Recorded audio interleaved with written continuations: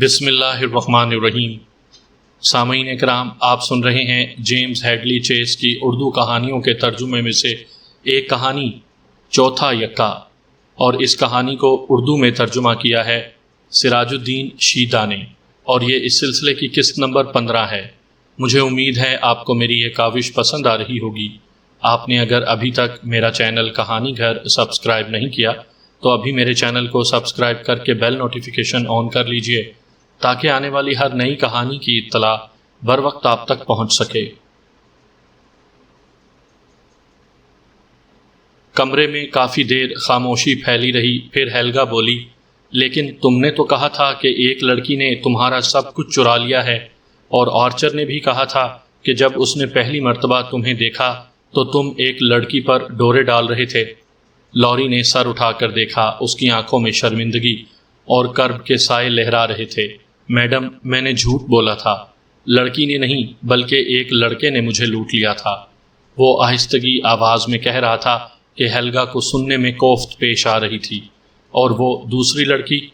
اس لڑکی سے اس کا بوائے فرینڈ اڑانے کی کوشش کر رہا تھا۔ آرچر کو غلط فہمی ہوئی تھی۔ ہیلگا فوراً معاملے کی تہہ تک پہنچ گئی۔ یہ لڑکا اغلام بازی کا مریض تھا، یہی وجہ تھی کہ وہ اب تک ہیلگا سے بے نیازی کا اظہار کرتا رہا تھا۔ یہ انکشاف ایک طرح سے ہیلگا کے لیے مسرت کا باعث تھا۔ اس کا مطلب تھا کہ ہیلگا نسوانی دلکشی اور سیکس اپیل سے محروم نہیں ہوئی۔ مان یہ تسکین بخش لمحہ گزر گیا اور ہیلگا نے سوچا اس سے اس بات کی تشریح ہو جاتی ہے کہ اس نے 5 طوائفوں کا گلا کیوں دبایا۔ کچھ ہم جنس پرست طوائفوں سے حد درجہ متنفر ہوتے ہیں۔ یقین کرو میڈم، میں اور رون ایک دوسرے کے ایسے ہی دوست ہیں، لوری نے نگاہیں چراتے ہوئے کہا۔ وہ بھی میری ہی طرح لڑکوں کا شوقین ہے، اسے میری ضرورت تھی اور مجھے اس کی، مگر میں کچھ بے چین طبیعت رکھتا ہوں۔ میں کسی ایک شے یا لڑکے میں بند کر نہیں رہ سکتا۔ رون کے ساتھ بھی ایک ہفتہ گزار کر میرا جی اس سے بھر گیا۔ میں فوج کا بھگوڑا ضرور ہوں، مگر میں نے کسی کو قتل نہیں کیا۔ جو کچھ رون نے کہا ہے وہ بالکل جھوٹ ہے۔ وہ ہولے سے اپنے گھٹنوں کی رانیں دبا رہا تھا۔ میں کچھ بے وقوف ہوں۔ جب تم نے مجھے کہا کہ تم $5000 اور امریکہ کا ٹکٹ دے رہی ہو تو میں نے رون کو فون پر بتا دیا۔ اس پر وہ بہت بگڑا اور مجھے واپس ہیمبرگ چلے آنے کو کہا۔ جب میں نے انکار کیا تو وہ مجھے گالیاں دینے لگا اور اس نے قسم کھا کر کہا کہ وہ مجھے واپس امریکہ نہیں جانے دے گا اور ہر طرح کوشش کرے گا کہ مجھے روک لے۔ میں اس کی بکواس نہ سن سکا اور فون بند کر دیا۔ اب اس نے مجھے روکنے کے لیے ہی تمہارے کان بھرے ہیں میڈم۔ وہ مجھ سے جدا ہونا برداشت نہیں کر سکتا۔ تم نے اسے کیسے فون کیا؟ ہیلگا نے سوال کیا۔ جب تم سیر کو گئی تھی میڈم۔ لوری نے بے چارگی سے اس کی طرف دیکھا۔ میرا خیال تھا کہ وہ خواہ دھمکیاں دے رہا ہے۔ مجھے یہ خیال بھی نہیں آ سکتا تھا کہ وہ تمہیں فون کر کے جھوٹ کا پہاڑ کھڑا کر دے گا۔ اس نے تمہیں کہا ہے کہ پولیس کو بلوا لو۔ وہ یہی چاہتا ہے کہ میں گرفتار ہو جاؤں۔ پولیس مجھے پکڑ کر ہیمبرگ بھجوا دے گی، جہاں سے میں بھاگا ہوں۔ پھر جب میں سزا بھگت لوں گا تو رون میرے انتظار میں ہوگا۔ سچی بات یہ ہے میڈم کہ وہ مجھ سے کہیں زیادہ مجھے چاہتا ہے۔ میں جانتا ہوں وہ میرے بغیر نہیں رہ سکتا۔ اخبارات میں میری تصویریں چھپنے کی جو خبر اس نے سنائی ہے وہ حسد کے باعث اس نے گھڑی ہے تاکہ تم مجھے پکڑوا دو۔ ہیلگا نے ایک لمبی سانس لی۔ ہم جنس پرستوں سے اکثر اس کا واسطہ پڑا کرتا تھا۔ پیراڈائز سٹی میں اس کا ایک دوست بھی اسی قماش کا تھا۔ نیو یارک میں اس کے مرغوب نائٹ کلب کا ہیڈ ویٹر بھی اسی عادت کا شکار تھا۔ پیرس میں ہیلگا کا ایک خوش آمدی دوست اور اس کی خوابگاہ کی آرائش کرنے والا آرٹسٹ بھی اسی قبیل کا تھا۔ اس عادت بد کے شکار یہاں وہاں ہر جگہ بکھرے ہوئے تھے۔ وہ آپس میں ایک دوسرے سے حسد بھی کرتے تھے اور انتقامی جذبات بھی رکھتے تھے۔ اس کے باوجود بظاہر وہ بڑے حلیم الطبع اور منکسر المزاج دکھائی دیتے تھے۔ لوری کا بیان قابل یقین تھا۔ ہیلگا نے مطمئن ہو کر تکیے سے ٹیک لگا لی۔ اب اسے اپنے خوف و ہراس کا خیال آیا۔ رون کی بے سر و پا کہانی پر یقین کر کے وہ کتنی ہراساں ہو گئی تھی۔ مجھ پر یقین کرو میڈم، تم پولیس کو تو نہیں بلواؤ گی؟ گویا یہ بھی انہی لوگوں میں سے ایک ہے۔ لوری کو دیکھتے ہوئے ہیلگا کو یقین نہیں آ رہا تھا کہ یہ شخص ایسا ہو سکتا ہے، مگر کیوں نہیں ہو سکتا؟ ہیلگا نے ایک پہلوان کے متعلق بھی سن رکھا تھا کہ وہ اسی کبھی عادت کا شکار ہے۔ یہی کچھ سوچتے ہوئے لوری سے نفرت کی ایک بے پناہ لہر اس کے سینے میں اٹھی۔ وہ چیخ کر اسے کہنا چاہتی تھی کہ فوراً ابھی اسی وقت اپنی خبیث شکل لے کر دفع ہو جاؤ، مگر پھر اسے وہ تلخ لمحات یاد آ گئے جب آرچر تہہ خانے سے باہر آیا ہوا تھا۔ تصاویر کے موصول ہونے تک آرچر کو کنٹرول میں رکھنے کے لیے لوری کی موجودگی بے حد ضروری تھی۔ ڈوبتے ہوئے دل کے ساتھ ہیلگا کو اگلے 36 گھنٹوں کا خیال آیا جو لوری کے ساتھ اس گھر میں گزارنے پر وہ مجبور تھی۔ لوری، مجھے تمہاری بات پر یقین ہے، وہ بولی۔ پہلے میں سمجھ نہ پائی تھی، اب سمجھ گئی ہوں۔ میڈم، تم نہیں جانتی کہ مجھ جیسے آدمی کے لیے فوج کی نوکری کتنی مشکل ہے۔ وہ جیسے اپنے آپ سے مخاطب تھا۔ مجھ سے تو یہ برداشت نہیں ہوتی۔ ہیلگا کو اس کی آواز سے بھی نفرت ہو گئی تھی۔ لوری اب اس کے لیے مخنث شے سے زیادہ نہ تھا اور اس کی تعویل اسے بور کرنے لگی تھیں۔ وہ اکتائی ہوئی آواز میں بولی، ٹھیک ہے لوری، اب جا کر سو جاؤ۔ بڑی بے دلی سے وہ اٹھ کھڑا ہوا۔ میں بڑا شرمندہ ہوں میڈم، میں تمہیں بتانا نہیں چاہتا تھا، تم مجھ پر اتنی مہربان ہو۔ ٹھیک ہے، اب جاؤ سو جاؤ، ہیلگا نے بیزاری سے کہا۔ اپنی نفرت چھپانا اسے مشکل ہو رہا تھا۔ بہت اچھا میڈم، لوری نے مری ہوئی آواز میں کہا اور دروازے کی طرف قدم بڑھانے لگا۔ دروازے پر وہ رکا اور پر امید نگاہوں سے ہیلگا کی طرف دیکھا، پھر آہستگی سے دروازہ بند کر کے چلا گیا۔ وہ بستر پر لیٹی اس کے قدموں کی چاپ کو تحلیل ہوتے سنتی رہی، پھر منہ پر ہاتھ رکھ کر ہولے ہولے ہنسنے لگی۔ کیا عجیب مذاق ہوا تھا اس سے۔ اس نے اس مردانہ وجاہت والے لڑکے کو بستر کی زینت بنانے کی بہت کوششیں کی، رقم ضائع کی، اپنے جسم کی ساری دلکشی اور رونائی اس کے قدموں میں ڈال دی، اپنی شہرت کو خطرے میں ڈالا، ہیرمن کی دولت کا خیال نہ کیا، اس کی وجہ سے وہ بلیک میل کا نشانہ بنی، اور اسی کے ہم کماش اور مست فطرت والے ساتھی کی بے پر کی سن کر بے پناہ خوف و ہراس کا سامنا کیا۔ اور آخر میں نتیجہ کیا رہا؟ اس گنوار، بے سلیقہ اور خر دماغ لڑکے کو بستر پر لانے کی کوشش کا انجام کیا ہوا؟ ٹائیں ٹائیں فش۔ پہاڑ کھودنے کے بعد چوہا نکلا اور وہ بھی مرا ہوا۔ کتنا عجیب حادثہ۔ آخرکار اس کی تلخ ہنسی رک گئی۔ بستر سے اتر کر وہ دروازے کے پاس گئی اور اسے مقفل کر دیا، پھر غسل خانے جا کر 3 خواب آور گولیاں کھائیں اور بستر پر آ لیٹی۔ اسے نساؤ اور اس کے میلوں وسیع سنہرے ساحل کا خیال آیا۔ وہاں بے شمار مرد ہوں گے، اصلی مرد۔ اسے احتیاط سے کام لینا ہوگا۔ ہیرمن تو دن بھر اپنے کاموں میں بری طرح گتھا رہتا ہے، کوئی نہ کوئی موقع تو مل ہی جائے گا۔ اس نے ہاتھ بڑھا کر بتی بجھائی اور اندھیرے میں کافی دیر تک زہریلے خیالات سے اجتناب کرنے کی کوشش کرتی رہی، یہاں تک کہ خواب آور گولیوں کی طاری کردہ غنودگی اس پر غالب آنے لگی۔ دوسرے دن صبح 10:25 پر وہ خوابگاہ سے نکلی۔ سکون سے محروم، نیند سے سر میں ہلکا ہلکا درد اور طبیعت کچھ چڑچڑی ہو رہی تھی۔ غسل کرتے وقت وہ فیصلہ کر چکی تھی کہ لوری سے جتنی جلدی چھٹکارا پا لیا جائے اتنا ہی بہتر ہے۔ میڈم، کافی لاؤں؟ کچن کے دروازے پر سے لوری نے پوچھا۔ اس کا چہرہ مرجھایا ہوا اور آنکھیں جھکی ہوئی تھیں۔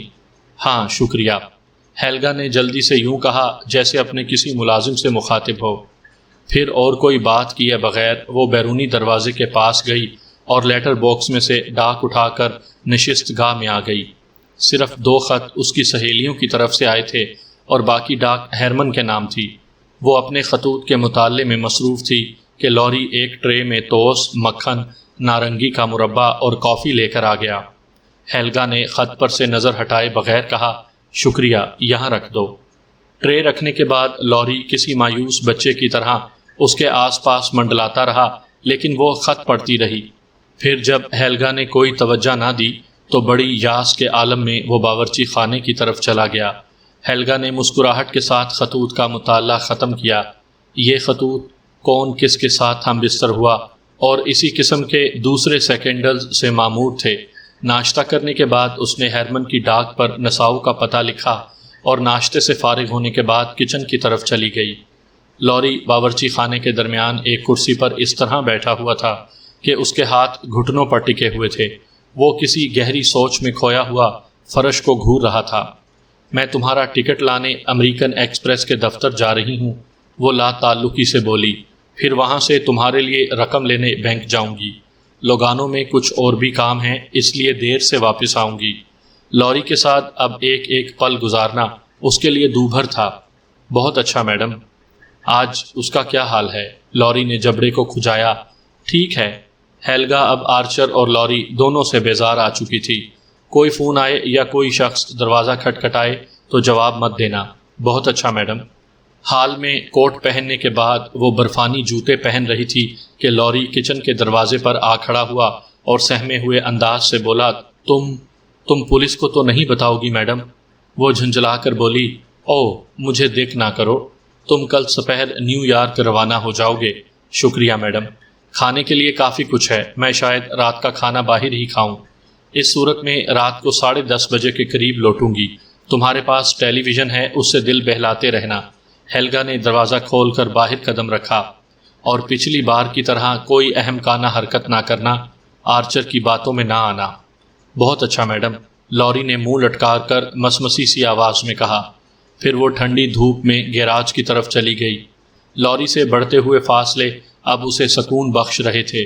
وہ سوچ رہی تھی کہ بس ایک رات باقی ہے اور پھر یہ ڈراؤنا خواب ختم ہو کر رہ جائے گا۔ اس نے کار گیراج میں سے نکالی اور فرحاں و شاداں لوگانوں کی طرف چل دی۔ لوگانوں میں کار پارک کرنے کے لیے وہ 20 منٹ تک کوئی جگہ ڈھونڈتی رہی۔ پھر پارکنگ میٹر میں کار پارک کرنے کی اجرت ڈال کر وہ امریکن ایکسپریس کے دفتر گئی، اور دوسرے دن 2 بجے سپہر کی پرواز سے لوری کے لیے ٹورسٹ کلاس میں ایک سیٹ بک کروائی، اور اپنے لیے اسی شام 10:05 کی پرواز سے نیو یارک کے لیے فرسٹ کلاس میں ریزرویشن کروائی۔ وہ لوری کے ہمراہ نیو یارک نہیں پہنچنا چاہتی تھی۔ اس کا ارادہ تھا کہ کل 2 بجے ملن کے ایئرپورٹ پر لوری کو طیارے میں سوار کروانے کے بعد کار کو کسی ایسے گیراج میں چھوڑ دے گی جو اس کی ہدایت کے مطابق کار کو گسٹاک نولا کے گیراج میں بھجوا دے گا۔ پھر وہ ایک جانے پہچانے ہوٹل میں باقی 8 گھنٹے گزار کر رات 10:05 پر طیارے میں سوار ہو جائے گی۔ پھر اس نے اپنے بینک سے $5000 کی رقم کو ٹریولر چیکوں کی صورت میں منتقل کیا۔ بینک کا مینیجر اسے اچھی طرح جانتا تھا۔ وہ بڑی عزت و احترام سے پیش آیا۔ یہاں سے فارغ ہونے کے بعد وہ بازار میں گھومتی پھرتی رہی اور وقت کو دھکا دیتی رہی۔ بعد ازاں پارکنگ میٹر سے کار لے کر جھیل کی طرف نکل گئی۔ دوپہر کا کھانا اس نے ایڈن ہوٹل کی طعام گاہ میں کھایا، جہاں حسب توقع اس کی بے حد تکریم و تعظیم ہوئی۔ بعد ازاں اس نے کیسینو سینما جا کر اپنی محبوب اداکارہ کیٹی ہیپ برن کی ایک فلم سرما میں شیر سے حظ اٹھایا۔ اس فلم کی چند خوبیوں کو دل ہی دل میں سراہتے ہوئے اور چند مناظر سے من ہی من میں لطف اندوز ہوتے ہوئے وہ دوبارہ ایڈن ہوٹل میں آ گئی۔ گھر سے روانگی کے بعد اسے ایک مرتبہ پھر آرچر یا لاری کا خیال نہ آیا تھا۔ ہیرالڈ ٹربیون اخبار ہاتھ میں لیے اس نے بار میں ووڈکا مارٹینی کا ایک جام پیا اور پھر رات کو کھانے کے لیے گرل روم میں چلی گئی۔ رات 9:40 پر گھر روانہ ہونے کی غرض سے وہ اپنی کار کے پاس آئی تو اسے پہلی مرتبہ لوری کا خیال آیا اور وہ بے چین سی ہو گئی۔ اسے گھر سے اتنی دیر تک غیر حاضر نہیں رہنا چاہیے تھا۔ احمق تو وہ ہے ہی، کہیں آرچر کے کسی جھانسے میں نہ آ گیا ہو۔ خیر، اب وہ پہنچے تو آرچر اس کا منتظر ہو اور لوری تہ خانے میں بند ہو۔ اپنی حماقت پر وہ اپنے آپ کو کوسنے لگی، لیکن وہ لوری کو خبردار کر آئی تھی۔ پہلے حادثے سے اس نے کافی سبق سیکھ لیا ہوگا۔ پھر لوری کے ساتھ اتنی طویل گھڑیاں گزارنا بھی تو مشکل تھا۔ اس کی شکل دیکھتے ہی نفرت سے ہیلگا کے دل میں ابال اٹھنے لگے تھے۔ کسٹاگ نولا کی جانب کار دوڑاتے ہوئے ہیلگا کی بے چینی بڑھتی رہی۔ بار بار یہی امکان اس کے ذہن کو ڈستا رہا کہ کہیں آرچر آزاد نہ ہو گیا ہو۔ اگر اس نے لوری کو کسی بہانے مغلوب کر لیا ہے تو پھر وہ بینک سے تصاویر والا لفافہ موصول ہونے تک وہیں رکے گا۔ اچانک ہیلگا کو اشاریہ 2-2 کا خیال آ گیا۔ یہ ریوالور اس کی خوابگاہ میں پڑا تھا۔ اس نے سوچا کہ وہ کسی نہ کسی بہانے خوابگاہ سے ریوالور لے آئے گی، اور اگر آرچر نے لوری کو آزاد نہ کیا اور وہ اسے ٹانگ میں گولی مارنے سے ذرا بھی دریغ نہیں کرے گی، مگر نہیں، پہلے وہ ہوائی فائر کرے گی۔ امید ہے اسے ہوائی فائر سے ہی آرچر کے چھکے چھوٹ جائیں گے اور وہ ہتھیار ڈال دے گا۔ جب اس نے بیرونی دروازہ کھولا تو رات کے 11 بج رہے تھے۔ دروازہ کھول کر تہ خانے کے دروازے پر نظر پڑتے ہی اس کے قدم وہیں رک گئے اور دل اچھل کر حلق میں آ رہا۔ تہ خانے کے دروازے پر سے تختہ ہٹا ہوا تھا اور دروازے کے دونوں پٹ کھلے پڑے تھے۔ یہ کیا؟ وہ حال میں آئی اور بیرونی دروازہ بند کر دیا۔ کیا لوری نیچے آرچر کو خوراک دینے گیا ہے؟ مگر اس وقت کھانے کا کیا سوال؟ کسی قدر پس و پیش کے بعد وہ دبے پاؤں آگے بڑھی اور تہ خانے کے دروازے میں رک کر کوئی آواز سننے کی کوشش کی، مگر کوئی آواز سنائی نہ دی۔ نیچے راہداری میں بتی روشن تھی۔ جھجکتے جھجکتے اس نے پکار کر پوچھا، لوری کیا تم نیچے ہو؟ پھر اپنے پیچھے آہٹ سن کر وہ لٹو کی طرح گھوم گئی۔ ہاتھ میں وسکی اور سوڈے کا جام لیے آرچر نشست گاہ کے دروازے پر کھڑا تھا۔ اس کے چہرے پر خراش کا نشان اب ارغوانی رنگت اختیار کر چکا تھا۔ وہ بولا، اتنی بلند آواز سے نہ چلاؤ ہیلگا، گلا بیٹھ جائے گا۔ لوری ادھر کمرے میں ہے، اپنا کوٹ اتارو اور ادھر چلی آؤ۔ ہم دونوں ہی تمہارے منتظر ہیں۔ یہ بتاؤ دن کی تفریح کیسی رہی؟ اس مرتبہ آرچر کو آزاد دیکھ کر ہیلگا کو صدمہ تو ہوا، لیکن عارضی نوعیت کا۔ اس نے جلدی اپنے آپ پر قابو پا کر کوٹ اتارا اور انگلیوں سے اپنے بالوں کو استوار کیا۔ آرچر دروازہ کھلا چھوڑ کر مڑا اور اندر چلا گیا۔ پشیمانی اور غصے کے جذبات بار بار ہیلگا پر ہلہ بول رہے تھے۔ پشیمانی اس بات پر تھی کہ وہ لوری کو آرچر کے پاس اکیلا چھوڑ کر کیوں گئی، اور غصہ اس بات پر تھا کہ اب وہ پھر اس موٹے سور کے رحم و کرم پر تھی۔ مگر خیر، اب اس ناہنجار کو وہ مزہ چکھاؤں گی کہ یاد ہی کرے گا۔ ہیلگا نے خوابگاہ میں موجود پستول کا خیال کر کے من ہی من میں اپنے آپ کو تسلی دی۔ کمرہ نشست میں داخل ہو کر اس نے ایک عجیب منظر دیکھا۔ آرچر ایک آرام کرسی کے پاس اطمینان سے کھڑا تھا اور کمرے کے دوسرے کونے میں لوری ایک کرسی پر یوں بیٹھا ہوا تھا کہ اس کے ہاتھ گھٹنوں کے درمیان لٹکے ہوئے اور سر نیچے جھکا ہوا تھا۔ ہیلگا اس کا چہرہ نہیں دیکھ سکتی تھی۔ بیٹھ جاؤ ہیلگا، آرچر نے ایک کرسی کی طرف اشارہ کرتے ہوئے کہا۔ یہ منظر دیکھ کر اس کی ٹانگیں کپ کپانے لگی تھیں اور اپنی ساری مدافعانہ قوتوں سے کام لے کر اس صدمے کو سہارنے کی کوشش میں بیٹھ کر اسے مسرت سی ہوئی۔ آرچر ہیلگا کے قریب آیا اور اس کے اقدام سے باخبر ہونے سے پہلے ہی اس کا ہینڈ بیگ اچک کر بولا، ایکسکیوز می، تمہاری یہ ہمت؟ ہیلگا نے چلا کر کہا، مگر اس کی آواز تحکمانہ دباؤ سے محروم تھی۔ ہمیشہ اونچی ہواؤں میں نہ اڑتی رہا کرو ہیلگا، تم اس پوزیشن میں نہیں ہو کہ بالادستی کا بھرم رکھ سکو۔ آرچر پیچھے ہٹا اور بیگ کھول کر اس میں سے طیارے کے ٹکٹ اور رقم نکالی۔ پھر ٹورسٹ ٹکٹ اور رقم لے کر اس نے لوری کے قریب میز پر رکھ دی اور بولا، یہ رہا تمہارا ٹکٹ اور رقم لڑکے، اب تم اپنی راہ لو۔ لوری نے اب بھی سر نہ اٹھایا۔ وہ اسی طرح نگاہیں نیچی کیے بے جان لوتھڑے کی طرح کرسی پر بیٹھا رہا۔ اٹھو لوری، آرچر نے معمول کے تسکین دہ انداز میں کہا، اب یہاں تمہارے ٹھہرنے کی کوئی ضرورت نہیں۔ ہیلگا کی کار لے جاؤ اور اسے لوگانو کے اسٹیشن پر چھوڑ دینا۔ یہ برا منائے بغیر بعد میں وہاں سے کار منگوا لے گی۔ اگر تم جلدی سے چل دو تو ملن کے لیے گاڑی تیار ملے گی۔ لوری آہستگی سے اٹھا، مرے ہاتھوں سے ٹکٹ اور رقم اٹھا کر اپنی ہپ پاکٹ میں رکھی، پھر آرچر کی طرف تن کر دیکھا۔ مجھے کار کی ضرورت نہیں، میں اور کچھ نہیں چاہتا۔ اس کی آواز اتنی الجھی ہوئی تھی کہ ہیلگا مشکل سے اس کے الفاظ کا مفہوم اخذ کر سکی۔ اچھا لوری، جیسے تمہاری خوشی، آرچر نے کہا، جاؤ اب، خدا حافظ۔ بوجھل بوجھل قدموں سے لوری دروازے کی طرف چل دیا۔ جب اس نے دروازہ کھولا تو ہیلگا نے پھنسی پھنسی آواز میں کہا، لوری، کیا مجھ سے بات کیے بغیر ہی چلے جاؤ گے؟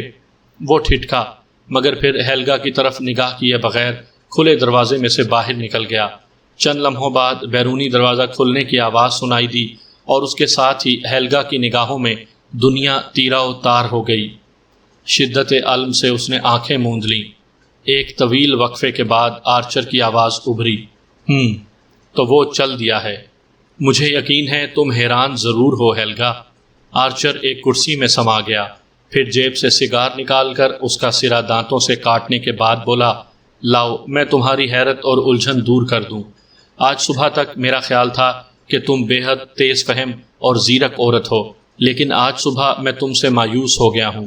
کسی کے ساتھ معاملہ بندی میں کامیابی حاصل کرنے کے لیے نفسیاتی سوجھ بوجھ اور بصیرت کی ضرورت ناگزیر ہوتی ہے۔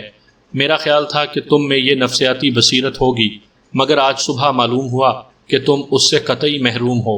لوری کی ظاہری شکل و شباہت اور مردانہ حسن دیکھ کر تم اتنی مدہوش اور بدمست ہو گئیں کہ یہ قیاس ہی نہ کر سکیں کہ وہ ہم جنس پرست ہو سکتا ہے۔